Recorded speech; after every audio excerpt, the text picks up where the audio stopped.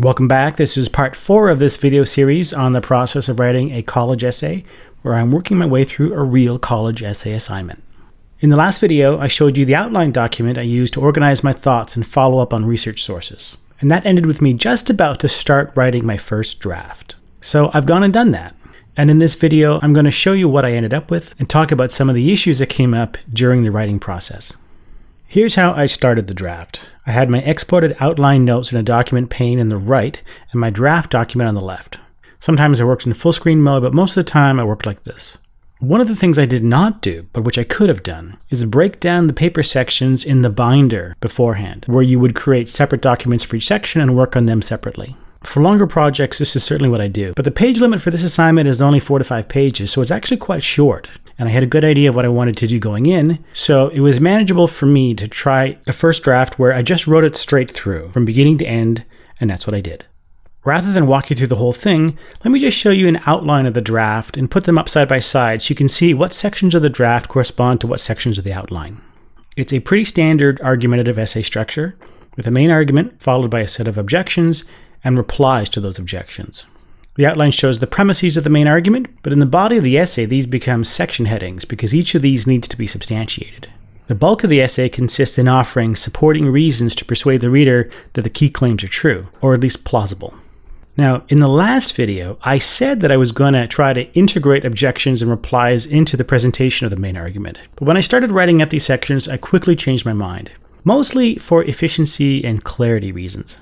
If I had more space and a looser structure, I could have done it the other way.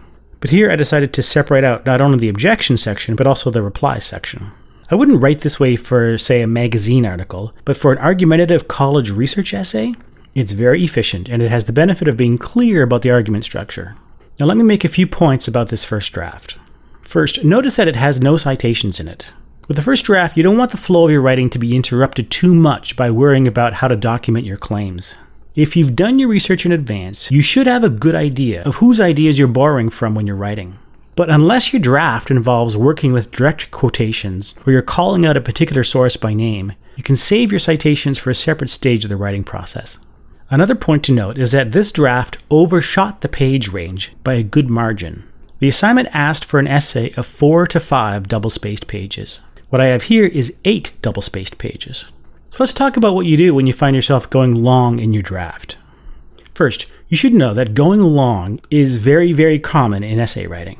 A lot of beginning student writers worry about not having enough to write about, but with just a little experience, the problem often becomes having too much to write about and not knowing how to keep the paper from running away from you. My recommendation for first drafts is not to worry about page numbers and word counts. Your goal should be to plow through and write something that fulfills your goals and has a beginning, a middle, and an end. Focus on your language and how it communicates the argumentative structure that you're going for. At this stage, you're still very much in problem-solving mode, where you're working out your own thoughts and what you want to say and how you want to say it. I saw very early that I was going to go long, but I pushed through and wrote it the way I wanted to write it, knowing that it would need editing later. It's like when you're making a film or a video, when you're shooting scenes and getting as much coverage as possible, and this becomes raw material that the editor can use to shape a story, and lots gets left on the cutting room floor. But you had to shoot the scenes first to have something to cut and something to keep. First drafts of essays are allowed to be messy and a little indulgent. When you're done, now you've got something that you can shape and refine. Now, another tip is that after your draft is done, take a break from it for a day. When you look at it again, you don't want to be exhausted, and you want to have fresh eyes and a little distance from it, so you can see more clearly what works and what doesn't. Also, if this is a real assignment for a class and you've gone over the assignment word range, you might want to talk to your instructor first about how firm they are with the length requirements. Some instructors are happy to have you go over if they think it helps to make for a better paper. I decided to write this draft on the assumption that I'd need to cut a couple of pages.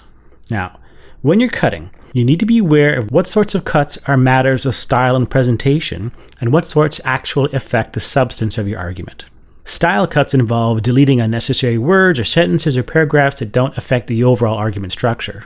They might be painful cuts because you really love that anecdote or that clever turn of phrase, but they leave the underlying structure of the essay intact. Structure cuts can actually change the argument you're giving. You need to be careful doing this because you don't want to undermine the structural integrity of the essay. The only elements you should cut are ones for which, if you were to delete them from the argument, your conclusion would still follow. If you've got 3 good points supporting a claim, and you cut one, you've still got 2 good supporting points. If your essay addresses 3 natural objections to your argument, if you cut 1 or 2 of those, you're still doing due diligence by considering 1 or 2 natural objections. Whatever you do, you don't want to undermine a central premise of an argument, or raise an objection and cut the reply to it. Every objection that you bother to raise should have a corresponding reply of some kind. For this essay draft, I duplicated it first before doing anything to it. You should always hold on to your earlier drafts. You never know when you might want to retrieve something from an earlier draft. I did a first pass where I made just a few stylistic cuts, and my word count went from over 2,400 words to 1,765 words. That's still 6 pages double-spaced. Then I did a second pass, and got it down to under 1,500 words, which is about 5 pages. I consider this close enough to the page limit to count as fitting within the guidelines of the assignment. Now, this version is more terse and concise than the original. I dropped anecdotes and parenthetical remarks. I cut the argument summary in the concluding section. I dropped the use of a particular article by a particular artist, Noah Bradley, as a framing device that I had introduced in the first draft. And I cut some supporting paragraphs that were not essential. For example, look at this section where I'm elaborating on the claim that art schools don't teach students how to produce professional quality art. In the original draft, this section has an introductory paragraph, a paragraph that makes a key point, and then a third paragraph that adds a qualification to the claim and a reply. In the 5-page draft, I cut the qualifying discussion and compressed the first 2 paragraphs into one. I like the longer version better, but this version does the job well enough. So here's my draft. I lost some things that I liked when I cut it from 8 pages to 5, but I also tightened up the writing in some places, so stylistically it's a trade-off for sure. But more importantly, I didn't lose any of the main original structural features of the first draft. I still have the original argument with the same objections and replies. If anything, the argument is clearer because it's more concise, and there isn't as much superfluous language to distract attention from it. So from the perspective of structural readability, that's a win. Well, I hope this was helpful for you. Here are some of the key takeaway points when it comes to writing your first draft. First drafts are allowed to go long and meander. Try not to edit yourself too much at this stage. Your goal is to push through and produce a completed piece of writing with a beginning, middle, and an end. Don't worry about citing references at this stage. That can come later. When editing for length, be careful to distinguish stylistic cuts from structural cuts. Preserving the structural integrity of the essay is a priority. Don't cut anything that will substantially weaken your argument. In the next video, we'll look at the process I went through to add a reference list and supporting citations to this essay.